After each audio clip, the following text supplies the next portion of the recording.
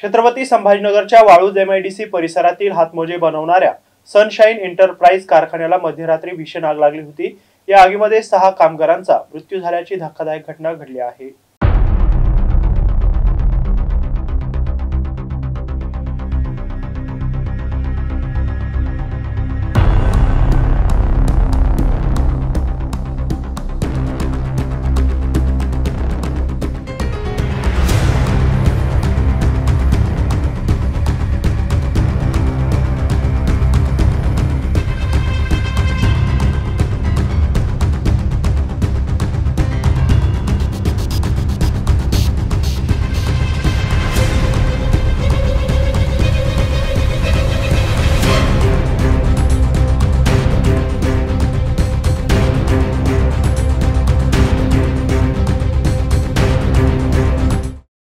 एका कामगाराने दिलेल्या माहितीनुसार अकबर अली लटकुन शेख, अफरोज शेख, दिलीप कुमार या कामगारांना जीव वाचवता आला, परंतु अडकलेले भल्ला शेख, कौसर शेख, इकबाल शेख, मगरूफ शेख आणि इतर 2 जण अशा 6 जणांचा गुदमरून मृत्यू झालाय।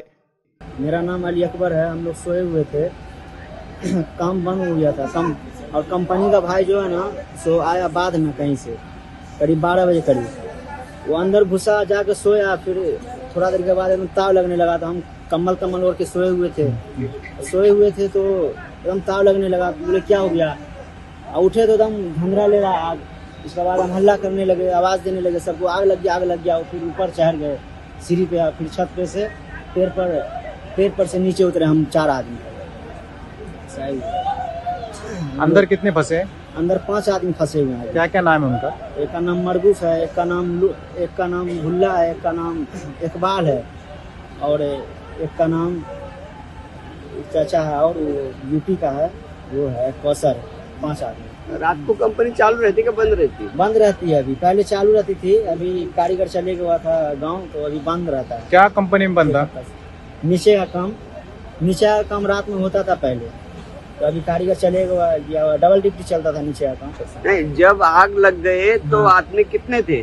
करीब 10-15 आदमी थे हम लोग।